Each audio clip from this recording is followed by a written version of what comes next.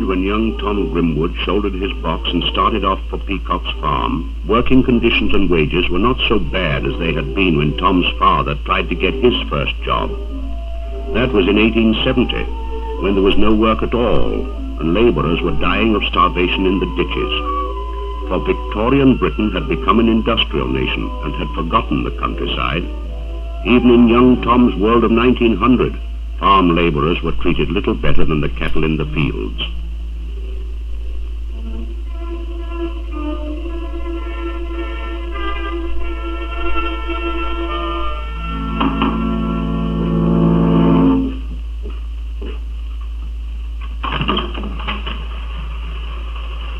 Well, who are you? I'm Tom Grimwood, the new boy now. Oh, you are you? Well, come on in.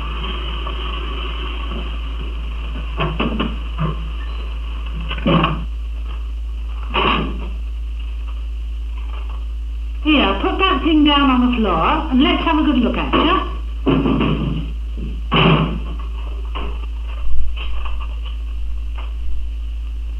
How old are you? 7 years now. Can you milk a cow? No, ma'am. Can you ring a pig? No, ma'am. Can you drive a plough? No, ma'am. Well, how do you reckon you're going to earn £0.50 a week and you keep? Oh, well, I reckon the others will learn you. And that ain't all, because I shall want to hand you round the kitchen door. You'll have to fetch the water, chop the wood, feed the chickens. Then I shall want you to help me with that linen basket on washing day. And then I reckon I want you to do a bit of digging in the garden. Mix the pig feed, scare the crows and all manner of what. I'll tell you what, you might be lazy. No. Well then, what's your counter? Keep your fire sight. When you want to go to the right, you'll bring down your left handle. When you want to go to the left, you'll bring down your right. See? Hey, look what you're doing, man. You'll be at your fire. Whoa, whoa! A little fool, you should have pressed the other handle. Right handle take your left, left take your right. See? Yes.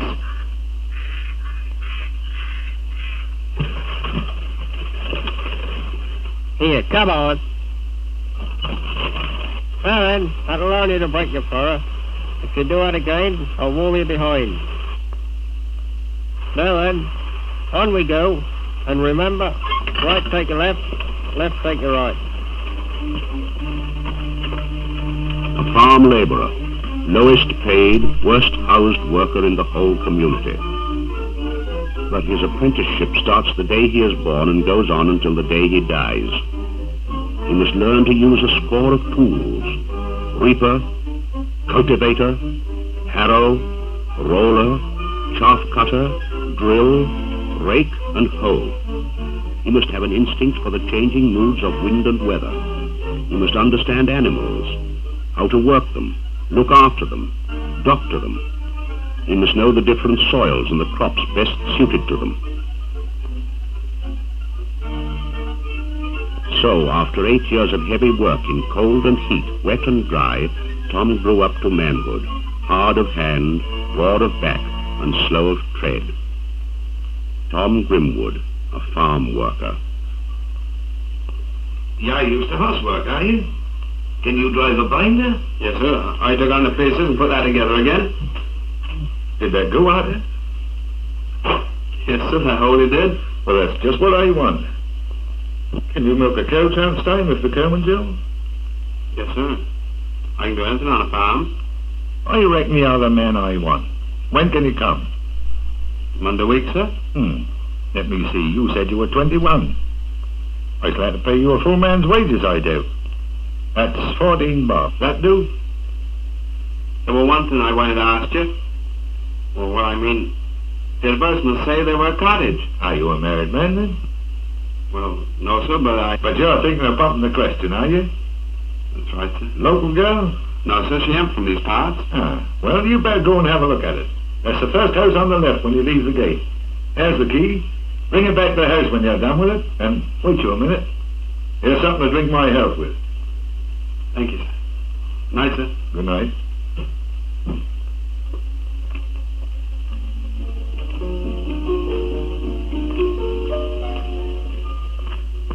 It's all right, Lil. I've been took on. And a full man's wages. There's the key of the house.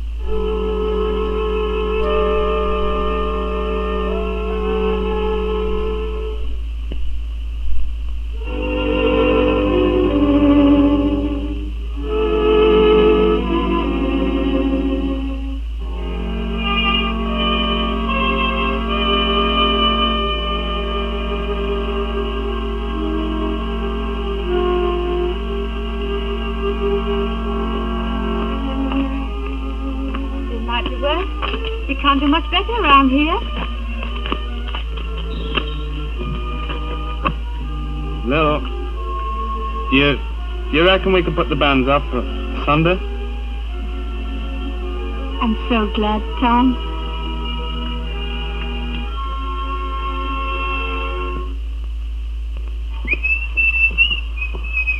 Hello, Daddy. Hello, Jackie boy. Hi, baby. Come on, let's go. See, here we are. Hey, darling. Hello, Mrs. How's the beefsteak going, gal? Beefsteak? The likes of us are lucky if we get a bit of scrag once a fortnight. Oh, well, I ain't over particular. And look at the way you're splashing that water about. You're making a regular mess of my clean bricks. Sorry, Mrs. Still, that ain't your fault. That's what comes of having a kitchen without any sink. I'm sick of that. This old house, I ain't had nothing done to it in 6 years. I wish you could find another place. Now, look here, gal. We had all this out of fall. If we did, chances are it wouldn't be any better than this here. And I wouldn't get no more than 16 bob a week. There ain't many houses with garden as good as this. You know the stuff we've had off that this year. I don't know how we should make out without that. And then there's Master. There's a lot worse than him to work for, and I will say you hardly know how to farm. I tell you, he's the sort who care more what he put into the land than what he take out. And that's the kind of master I like to work for. Hello, Daddy.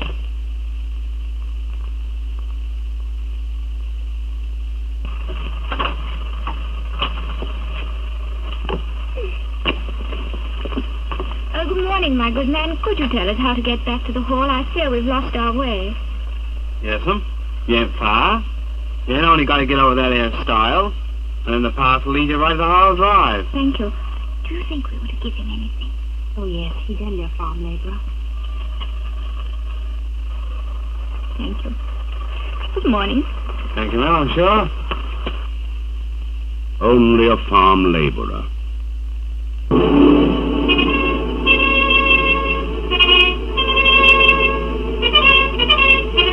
After 2 years of war, the German U-boats, mines and surface raiders had almost cut off our food supplies, and it was to the mere farm labourer that we turned. The workers of the land, farmers and farm labourers alike, neglected and forgotten for 50 years, now became our front line of defence.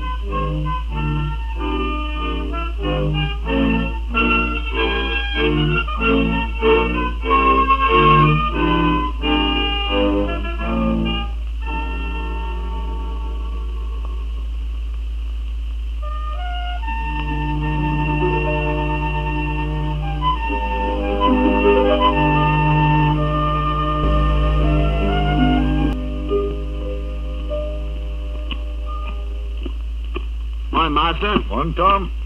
I wanted to show you this here. I've been called up for the army. You don't want to worry, boy. Give you that light your pipe with. I've applied for you, do you see? Yeah, what they call a highly skilled man. They want you at home keeping whittles. That'll brighten the missus. Ah, there's going to be a big rise in wages, too. But I don't know where that's coming from. How's that bit of gas breaking up? Oh, half tidy. Just a few hard roads now and then, but I ain't broke a share yet. Oh, well, I'll give you a look up a bit later on.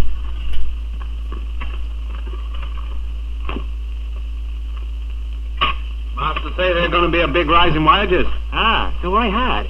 And high time, too. What with the price of things? You say you don't know where they're coming from? Well, what did we join the union for? There's plenty of money about.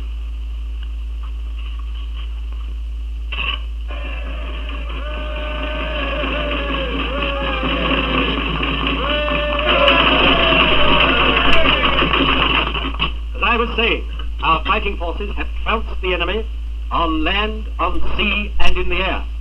A grateful nation will remember its duty to them. But I also wish to pay tribute to another army, the army of our men on the land. What would the brave deeds of our gallant fighting forces have availed if you hadn't toiled to keep the shadow of starvation from our shores? You, too, have earned the nation's gratitude. As you are well aware, the country has already shown its appreciation by an increase in the price of corn for the farmer and an increase in wages for the labourer. But that is not all. From trustworthy sources that are available to me, I am able to inform you that it is the intention of the government to keep the price of wheat at a level that will enable the farmer to make a reasonable profit, and wages at a level that will enable the labourer to live in decency and comfort. How we do with that? Gentlemen, I do not intend to distract your attention any longer from the excellent beer that our entertainment committee has provided. I can only conclude by saying that we may now justifiably look forward to an era of peace and ever-increasing prosperity. For he's a jolly good fellow, for he's a jolly good fellow, for he's... Well, gentlemen, we all know why we're here. The Corn Production Act has gone, and there's no check on the price of corn. The price is falling already. The wages board has gone too, and there's no check on wages. So we, like the masters and men's representatives in every other district, are meeting at the request of the government to try to hammer out an agreed local rate. I don't see what hammering it is to do. We all know that wages won't put up to improve a lot of the farm labour. They will put up just as we live. Well, the government hasn't reduced the cost of living along with the price of corn, has it? That's all very fine. But look at it like this. We always used to reckon a sack of corn paid a man's wages for a week. Well, now the price of corn's down to 30 bob a sack, we can't go on paying 43 shillings a week. But if you want the land farmed, you've got to keep the labour alive. Yes, and what about the farmer? Yes, but we all know who's going to be the first to suffer. Gentlemen, keep to the point, please.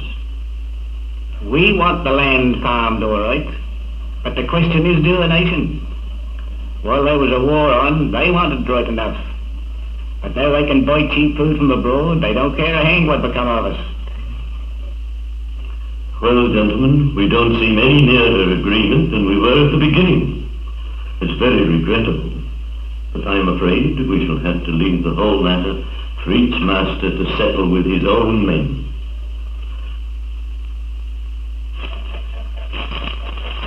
I'm a-thinking what the old man's going to do. Well, I'm a-going up to the house to find out.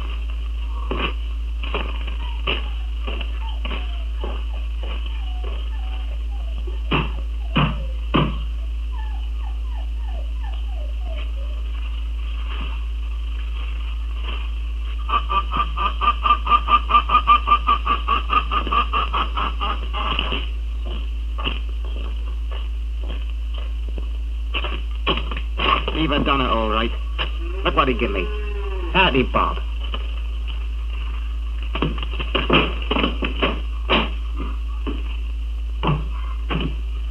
Ah, Tom. Well, Here's your little lot. 30 bob. That's 12 shillings short. That is, boy. But that can't be helped. Government said they'd keep wheat at 68 shillings, but they ain't. I can't pay high wages if I don't get the money. We both of us got to live. But we have, sir. How can a man live on 30 bob nowadays? Well, the money ain't worth what it was for the war. I know that, Tom. But I can't pay if I ain't got the money. Well, I'll jack up. You can take my notice. What are you going to do, Tom? Why, I don't know. I reckon I might find something in town. Well, see you here a minute. If you're a-going, I shall have to find another horseman to plough up my stubble this autumn, and he'll want your cottage. That means I shall have to ask you to get out of that by Saturday week.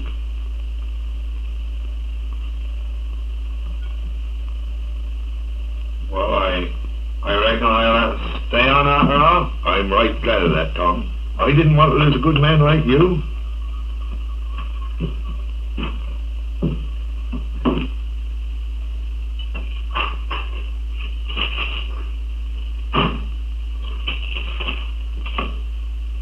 What, Tom?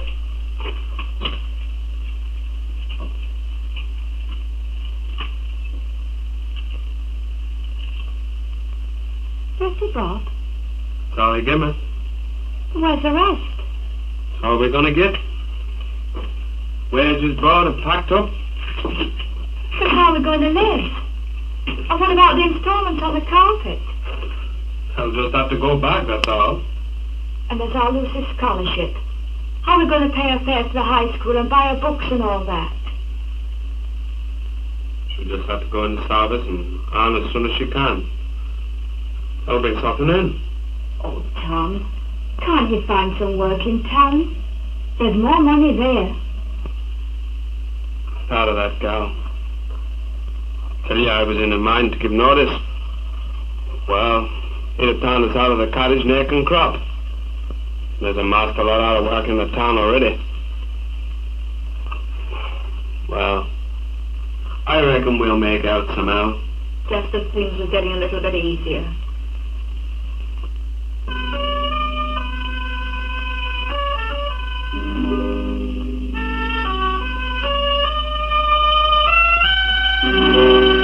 Once again, the land was forgotten.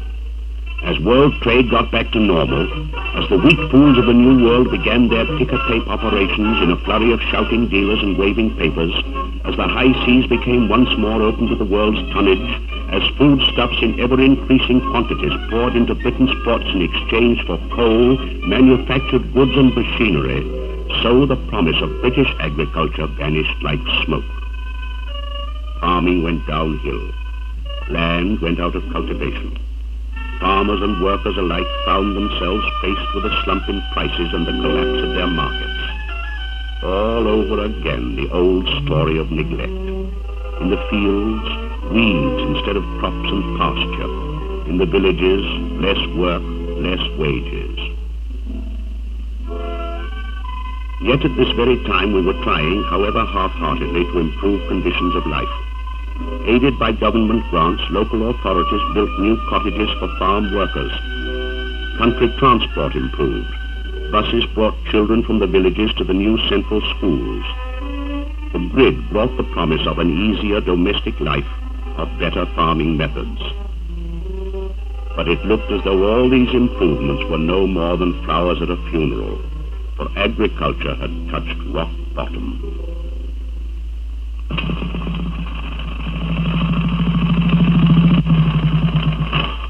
Well, hello, Tom. How now, Bill? I ain't seen you since you left the farm and went to town. No, I don't doubt your hint. Well, you're glad you went? Glad. That's the best day's work I ever done in my life. Of course, I didn't like to leave the land, but what, 25 bob or 30 bob a week? Well, I just couldn't do it. Why, at the factory, I earn 45 bob a week, half day every Saturday afternoon, and a week's holiday every year. Of course, I'm one of the lucky ones. There's more on the labour now than ever there was, so I can't grumble. Sounds half tidy. Ah. Well, what you doing down there at the bottom of that old ditch? What, you're a roadman or something? No, this has relief. 3 days a week for him, Bob. Relief what? Old man stood me off last month. Stood you off? So if I come to that, have it? I haven't no mistake. I remember my father saying when he were a lad, that were in the 70s like, well, now it's easy to get a job. In my time, there's always been work to be had on the land, even if you don't get much for it. But like this here, I'm thankful young Jack be on and the girls be offhand. Just enough for me and the missus to keep body and soul together. Ah. But look here, Tom. Why don't you try your luck in town? I thought of that afore, Bill. See, I mightn't be one of the lucky ones. You see hanging around labour all day. Ah, I know what that is. Besides, it's like this here. I were brought up to the land, and I allus lived by the land. I reckon with all you blokes going away, someone must stay behind and see out of it. You see, if we can make out through the winter, I know I can start again with the sugar beet hoeing. Well, I reckon they'll have to do something for us. Can't let that go right to ruin, can they? It seemed as though British agriculture was finished. All through the 20s and 30s, more and more young men were drifting off to the towns as soon as they grew up.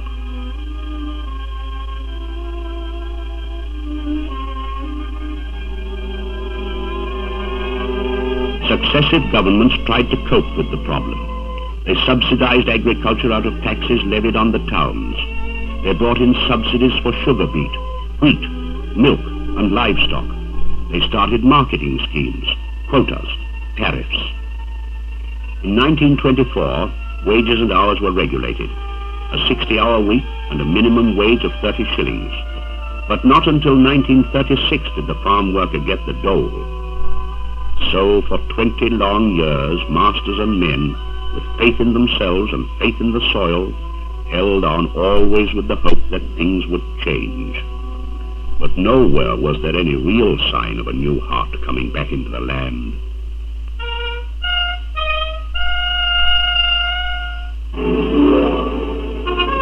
For the second time in 25 years, war forced us to take stock of our agriculture and of the men who lived by it. For the second time, we have had to reclaim millions of derelict acres which we now need so badly.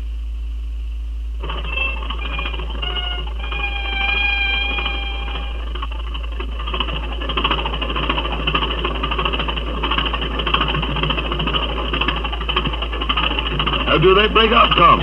Clear off, sir, no mistake. I have broke 2 shares on that already this morning. I don't wonder. Rough old land like this here. Don't see much change out of that 2 quid an acre government give us. Time they take to turn up. That's a good job owning new plough land ain't like this. That's right, sir. Still, they look after you all right. You're getting 1.5 times you did before the war. Still, they are.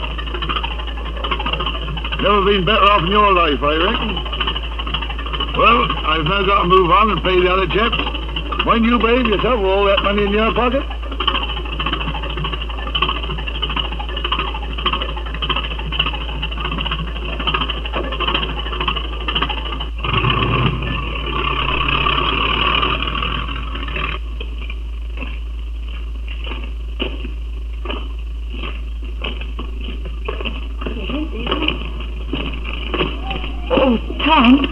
Could you give me another £0.5 for the housekeeping? I know that ain't long since you give me an extra 5 bob, but if I'm to feed you properly, I can't make out without.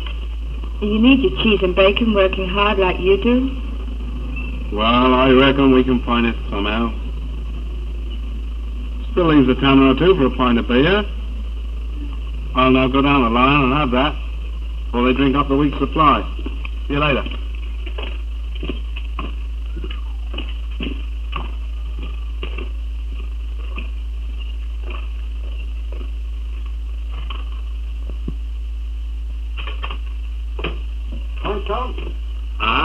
And some shag and a box of matches, too.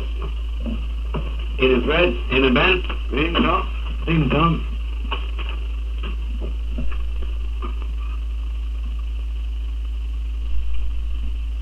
start riding at daytime? Ah, how they do the barley's good. Can't do that. Yeah, Tom. How much will I come to? Going to be a settlement, snap tobacco, 1 7 that's 1 10 80, box of matches, 3 items, 2 bob. Yeah? The only thing on it? There were a different tale at the beginning of the war. There were 4 the beer, 7 tobacco, and the matches. That were shilling. Just about, guess what with the price of things in the shops? I'm glad I raised a good bit of stuff in the garden this year. Well, I can't say we ain't worked our 48, Bob. We've plowed up those extra 2 million acres the government asked for. Yes, you have. And a lot more besides going want to pay the same. There's a master lot of stuff on, too. That'll fill several bellies by the time we got that in. That certainly will, well. Well, here's the best together. Go. No.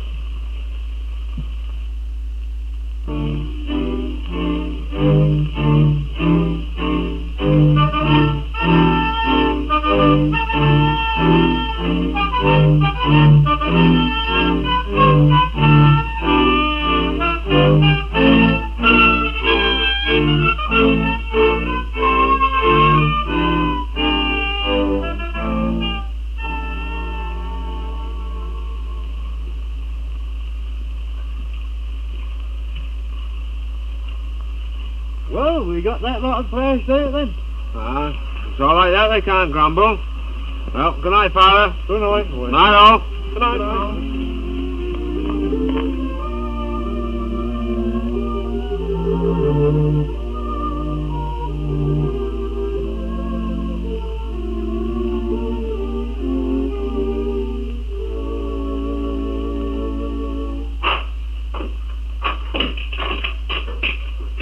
Hello, you're late. We stayed on half an hour to get that all thrashed. Might rain tonight. Well, I got a nice bit of haddock for your supper.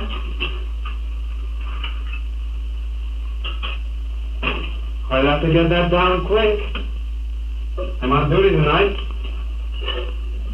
Splashes. You don't know so much, do you? That little old clock be 5 minutes slow, and there's a talk I want to hear.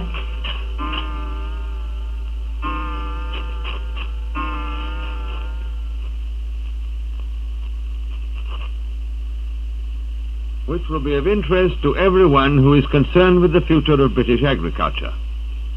The minimum wage of the farm worker has now been raised to 60 shillings a week, almost double what it was 3 years ago. Once again, war has forced us to realize the importance of the farm worker's job. The farm worker, like any other worker, has a right to a secure job, good wages, regular hours, and a yearly holiday with pay. He has a right to a well-built house with good water supplies, drains, lighting and heating. A right to good schools for his children, and agricultural colleges where, as they grow up, they can learn the complex processes of modern agriculture. These things are the responsibility of the British people, and we must see that they are done. But it's no good planning prosperity in our own country if we ignore the rest of the world. In the past years, many other countries have faced agricultural disaster. The land of the whole world must be properly farmed and made fully fertile, so that the needs of all people in all countries may be satisfied. Every living person in this world depends for life itself on the produce of the soil. And the men and women whose labor raises the food we need are the mainstay of our existence. We, like every other nation, must learn this lesson. Never again must we neglect our land and the men and women who live by it.